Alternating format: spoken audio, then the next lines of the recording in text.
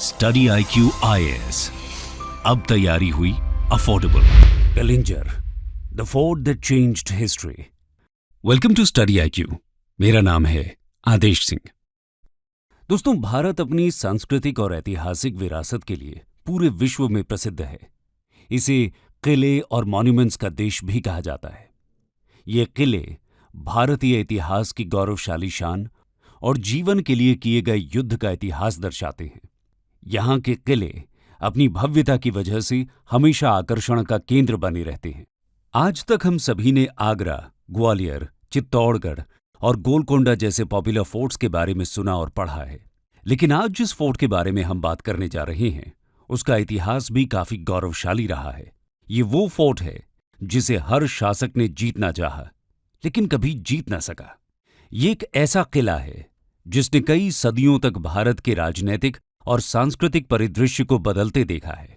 इसका नाम है कलिंजर फोर्ट। कहा जाता है कि ये किला हर युग में विद्यमान रहा है। सतयुग में ये कीर्तिनगर, त्रेता युग में मध्यगढ़, द्वापर में सिंहलागढ़ और कलयुग में कलिंजर के नाम से जाना जाता रहा है।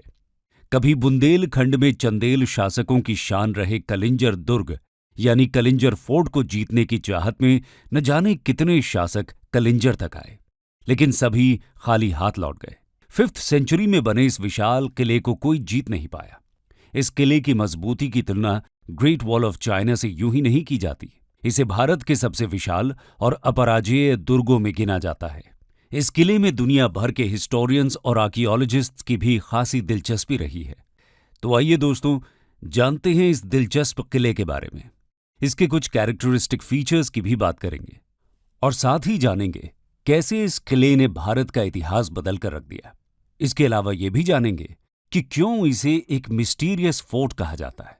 शुरुआत करते हैं इसके इतिहास को जानने से। History of Kalinjar fort. Geographically Kalinjar आज उत्तर प्रदेश के बांदा डिस्ट्रिक्ट में आता है। डिस्ट्रिक्ट हेडक्वार्टर से 75 किलोमीटर दूर विंध्य पर्वत की 800 फीट ऊंची पहाड़ी पर बना ये fort world famous tourist destination Khajuraho से 100 किलोमीटर दूर है। इस किले को ख्याति बेशक चंदेल शासन काल में मिली हो, लेकिन कलिंजर का इतिहास हजारों साल पुराना है। ये किला इंडियन हिस्ट्री के हर मेजर पीरियड में उपस्थित रहा और इतिहास में हर घटनाक्रम का प्रत्यक्ष गवाह भी बना है। एक किले के रूप में कलिंजर की मौजूदगी का जिक्र वेद पुराण से लेकर महाभारत और महाजनपद कालीन ग्रंथों तक में आता है। लोक कथाओं में दर्ज कहानियों के अनुसार कलिंजर वो स्थान है जहां जाकर भगवान शिव ने समुद्र मंथन से निकले विष की ज्वाला शांत की और नीलकंठ कहलाए। इसके साथ ही कलिंजर का जिक्र बुद्धिस्ट लिटरेचर में भी मिलता है। भारत की नालंदा यूनिवर्सिटी और दूसरे हिस्टोरिकल प्लेसेस की यात्रा पर आए फेमस चाइनीज रिसर्चर ह्यूएन सांग ने भी 7th सेंचुरी में अपने डॉक्यूमेंट्स में कलिंजर और खजुराहो का जिक्र किया है। हालांकि कलिंजर फोर्ट के रूप में कब इस्टैब्लिश हुआ, इसका अभी तक कोई ऑथेंटिक एविडेंस नहीं मिला है, लेकिन इस किले के आर्कियोलॉजिकल एविडेंसेस गुप्ता पीरियड से मिलने शुरू होते हैं। आर्कियोलॉजिस्ट्स को वहां से गुप्ता पीरियड के कुछ इंस्क्रिप्शंस यानी शिलालेख मिले और आगरा और अवध की डिस्ट्रिक्ट ब्रोशर के अनुसार गुप्ता डिनेस्टी के राजा समुद्रगुप्त ने साल 336 में कलिंजर किला जीता था। लेकिन father of the archaeological survey of India Alexander Cunningham ने अपनी बुक बुंदेलखंड और रीवा 1883 से 1884 में दावा किया है कि इस किले का निर्माण करीब 249 AD के आसपास हुआ था। खैर, इतिहास में कलिंजर फोर्ट पर कई राजवंशों का शासन रहा, जिसमें गुप्ताज, गुर्जर प्रतिहाराज, चेडीज, चंदेलाज, सोलंकीज, मुगल्स और मराठास जैसी शक्तियां शामिल हैं। 9th सेंचुरी से लेकर 13th सेंचुरी के बीच जब चंदेला डिनेस्टी अपने शौर्य और गौरव के चरम पर थी, उस समय कलिंजर बुंदेलखंड के हिस्से आता था। चंदेला डिनेस्टी के फाउंडर राजा यशोवर्मन ने कलिंजर किला जीत लिया था, लेकिन हमें इस जीत के बारे में और कोई जानकारी प्राप्त नहीं होती। यानी ये कब और कैसे हुई, इसको लेकर हिस्टोरिकल सोर्सेज में इंफॉर्मेशन नहीं मिलती।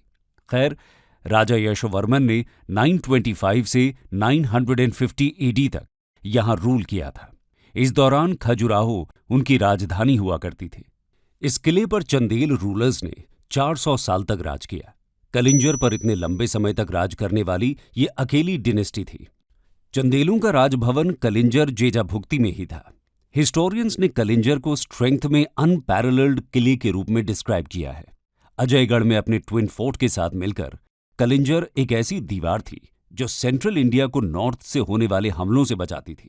1019 में महमूद गजनी ने नॉर्थ और वेस्ट इंडिया के अधिकांश हिस्सों को तबाह कर दिया और वहां अधिकार जमा लिया, लेकिन कलिंजर गैरिसन के कड़े विरोध के कारण उसे वापस लौटना पड़ा। फिर 1020 में उसने चंदेल राजा गंडा देवा के शासनकाल में कलिंजर पर एक बार फिर से आक्रमण किया, लेकिन इस बार भी उसके हाथ किला नहीं लगा। हाँ, लेकिन राजा गंडा देवा से कुछ उपहार प्राप्त करने में वो जरूर सफल रहा। दोस्तों, यहां गौर करने वाली बात यह है कि कलिंजर के इस किले ने खजुराहो के मंदिरों की भी रक्षा की। जैसा कि हम जानते हैं कि महमूद गजनी ने जहां भी आक्रमण किया वहां के मंदिरों को तोड़ा और लूटा, जिसमें सोमनाथ जैसा प्रसिद्ध मंदिर भी शामिल है। लेकिन खजुराहो के मंदिरों तक वो नहीं पहुंच सका क्योंकि कलिंजर की दीवार ने उसका रास्ता रोक लिया था। अगर कलिंजर गिर जाता तो खजुराहो के बचने की संभावना भी कम ही रहती। इस तरह कलिंजर के इस किले ने देश की धार्मिक और ऐतिहासिक विरासत खजुराहो को बचाने में अहम योगदान दिया। इसके अलावा 1182-83 में पृथ्वीराज चौहान ने जब चंदेलों की राजधानी महोबा पर हमला किया और उसे जीत लिया, तब चंदेल राजा परमार्दी देव ने कलिंजर के इसी किले में आकर खुद की जान बचाई थी। ये वही वक्त था जब कलिंजर पर आक्रमणों का वो दौर शुरू हुआ जिसने आने वाले समय में लगभग हर बड़े देसी और विदेशी शासक को कलिंजर की ओर आकर्षित किया। चौहान्स के साथ लंबे संघर्ष के बाद चंदेलाज धीरे धीरे कमजोर पड़ने लगे और 1203 एडी में मोहम्मद गौरी के कमांडर जनरल कुतुबुद्दीन ऐबक ने कलिंजर फोर्ट का घेराव किया। उस समय यहां राजा परमार्दी देव का ही शासन था। ऐबक ने उनसे कलिंजर का किला जीत लिया, लेकिन वो यहां पर कोई स्थायी व्यवस्था नहीं बना पाया और कुछ समय बाद ही चंदेलाज ने कलिंजर पर फिर से कब्जा कर लिया। इसके बाद 13th सेंचुरी के अंत तक बुंदेलाज ने कलिंजर का कंट्रोल हासिल कर लिया था। फिर 1530 और 1540 के बीच मुगल बादशाह हुमायूं ने भी कई बार इस किले को कैप्चर करने की कोशिश की, लेकिन उन्हें इसमें कोई सफलता नहीं मिली। आखिर में 1545 में सूर एम्पायर ने इस पर अधिकार किया, लेकिन इसकी एक बड़ी कीमत उन्हें चुकानी पड़ी। एक ऐसी कीमत जो कहीं ना कहीं इतिहास का एक वाटरशेड मोमेंट कही जा सकती है। आइए जानते हैं ये घटना क्या थी और कलिंजर कैसे इतिहास की इस बड़ी घटना का गवाह ही नहीं बल्कि कारण भी बनता है। Walls of the Kalinjar fort changed history. Historians के अकॉर्डिंग किसी भी शासक द्वारा कलिंजर फोर्ट पर कब्जा करने का मेन कारण उसकी जियोग्राफिकल लोकेशन था। स्ट्रेटेजिकली उस दौर में यह किला इतना इंपॉर्टेंट हो गया था कि अपनी सत्ता को आगे बढ़ने की चाहत रखने वाले हर शासक के लिए इसे जीतना एक बड़ा गोल था। उस समय कलिंजर को जीतने का मतलब अपनी सत्ता को बढ़ाना और अपनी पावर को प्रूव करना था। यह किला घने जंगलों के बीच पहाड़ी की चोटी पर बना हुआ था। इस किले तक किसी भी दुश्मन सेना का पहुंचना बेहद मुश्किल था। किले के चारों तरफ चढ़ाई बेहद खड़ी ढलान वाली थी। इसी वजह से किले पर तोप यानी कैनन से हमला करना भी बेहद मुश्किल था। इसकी दीवारें 5 मीटर मोटी थीं, जबकि किले की हाइट 108 फीट थी। दोस्तों, 1540 में अफगान रूलर शेर शाह सूरी ने मुगल बादशाह हुमायूं को हराकर नॉर्थ इंडिया में सूर डायनेस्टी की स्थापना कर ली थी। ऐसे में हुमायूं को भारत छोड़ ईरान में शरण लेनी पड़ी थी। इसके बाद शेर शाह सूरी एक मजबूत शासक के रूप में उभर रहा था और एक के बाद एक नॉर्थ इंडिया के अलग अलग रीजन्स को अपने कब्जे में करता जा रहा था। इसी क्रम में नवंबर 1544 में उसकी सेना ने कलिंजर किले की घेराबंदी करनी शुरू कर दी। कई महीनों की घेराबंदी के बाद भी जब किले को जीतने में सफलता नहीं मिल रही थी, तब 22 मई 1545 को कलिंजर फोर्ट की दीवार को बारूद के गोले से उड़ाने का फैसला किया गया। लेकिन जब ऐसा किया गया तो एक गोला किले की दीवार से टकराकर वापस सूर सेना के कैंप की तरफ आया और बारूद के एक ढेर पर जा गिरा। इत्तेफाक की बात यह थी कि उस समय इसी ढेर के पास खुद शेर शाह सूरी खड़ा हुआ था। गोले के बारूद के ढेर पर गिरते ही एक बड़ा विस्फोट हुआ, जिसके कारण शेर शाह सूरी बुरी तरह घायल हो गया और कुछ ही समय बाद उसकी मृत्यु हो गई। हालांकि इसके बाद उसके बेटे जलाल खान ने फोर्ट को कैप्चर किया और खुद को राजा घोषित किया, लेकिन यह घटना भारतीय इतिहास के टर्निंग पॉइंट्स में से एक है। जैसा कि हमने पहले बताया कि शेर शाह सूरी से हारने के बाद मुगल बादशाह हुमायूं देश छोड़कर भाग गए। अब कलिंजर फोर्ट को जीतने के चक्कर में हुई शेर शाह सूरी की इस तरह आकस्मिक मौत ने सूर एम्पायर को कमजोर कर दिया। उनके उत्तराधिकारी उनकी तरह केपेबल नहीं थे, जिससे हुमायूं को एक बार फिर भारत आने और मुगल वंश की सत्ता स्थापित करने का मौका मिल गया। अब जरा सोचिए, अगर शेर शाह सूरी ने कलिंजर को जीतने की जिद न की होती, उसकी इस तरह मृत्यु न हुई होती, तो क्या मुगल बादशाह हुमायूं इतनी आसानी से वापस भारत आ पाते? हो सकता है कि मुगल वंश फिर कभी भारत में स्थापित ही न हो पाता और सूर एम्पायर और लंबे समय तक शासन में रहता। इस तरह कलिंजर में घटी यह घटना इतिहास को बदलने वाली साबित होती है। खैर, आगे चलकर 1569 के करीब मुगल बादशाह अकबर ने कलिंजर को जीता और यह मुगल डोमिनियन का पार्ट बन गया। इसे जागीर के रूप में अकबर के नवरत्नों में से एक राजा बीरबल को दिया गया था। इसके बाद 1700 सीई में, यानी औरंगजेब के शासन के अंतिम वर्षों में, जब वो डेक्कन में कैंपेन कर रहा था, तब कलिंजर किले को बुंदेला चीफ छत्रसाल ने कैप्चर कर लिया। छत्रसाल ने अपनी राजधानी पन्ना में स्थापित की और आज के बुंदेलखंड रीजन को जीत लिया। आगे चलकर छत्रसाल ने अपने डोमिनियन का कुछ पार्ट मराठा चीफ पेशवा बाजीराव को सौंप दिया, जिसमें कलिंजर का किला भी शामिल था। इसके बाद 1812 में कलिंजर ब्रिटिश ऑक्यूपेशन में आ गया। दरअसल ट्रीटी ऑफ सुरजी अर्जन गांव के तहत पेशवा ने यह किला ब्रिटिशर्स को दे दिया था। इसकी स्ट्रेटेजिक इंपॉर्टेंस को देखते हुए ब्रिटिशर्स ने इसे गैरिसन फोर्ट और प्रिजन में तब्दील कर दिया।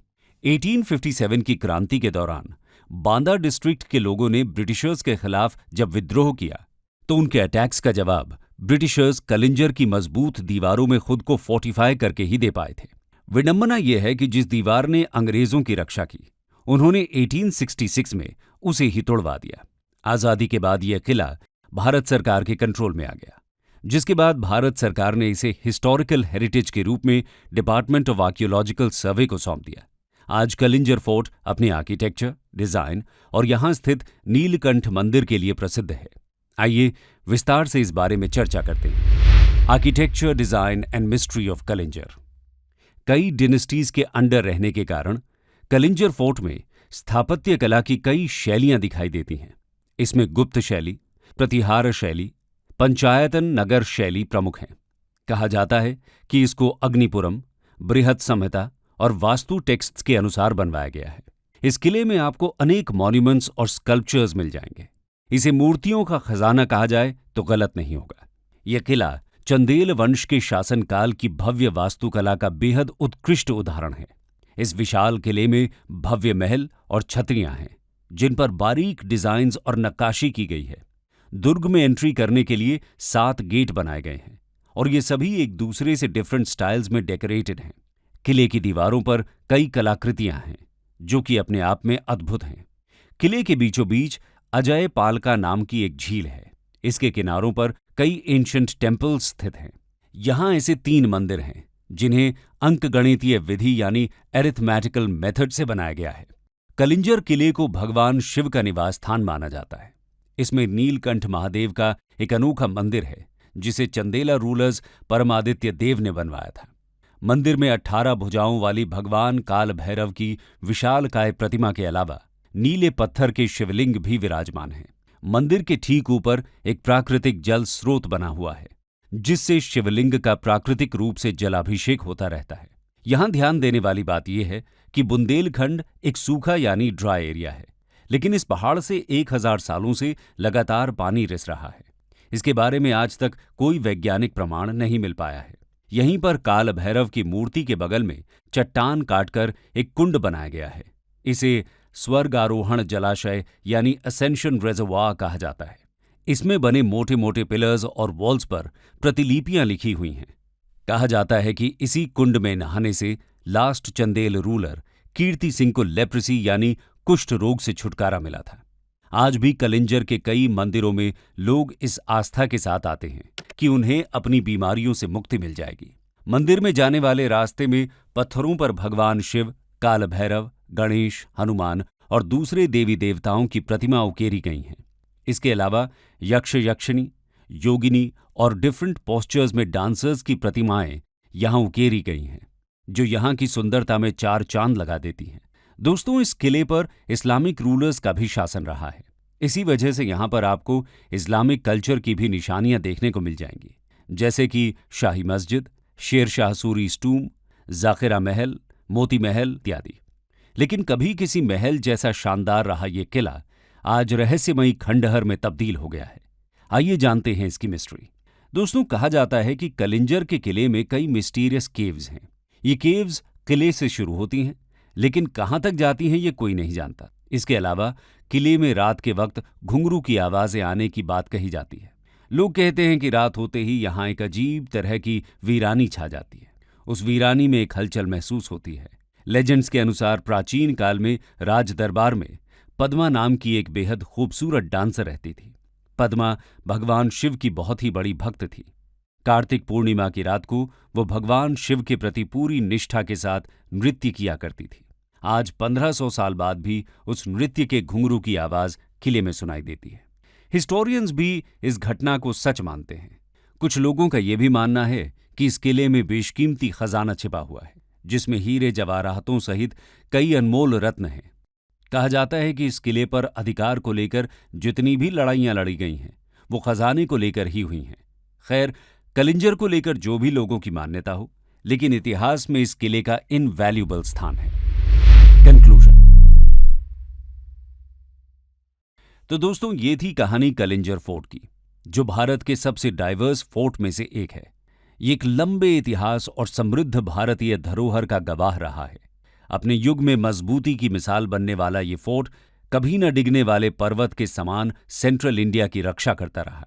इसने न जाने कितने ही शासकों को अपनी ओर खींचा, और कुछ के लिए तो ये मौत का फरमान भी बन गया। आज भी देश भर से टूरिस्ट इस किले की भव्यता और कहानी को जानने यहाँ आते हैं। क्या आप भी कलिंजर फोर्ट के बारे में कोई यूनिक और इंटरेस्टिंग फैक्ट जानते हैं? अगर हाँ, तो हमारे साथ कमेंट सेक्शन में जरूर शेयर कीजिए। साथ ही ये भी बताएं कि आपको ये जानकारी कैसी लगी। स्टडी IQ IAS, अब तैयारी हुई अफोर्डेबल।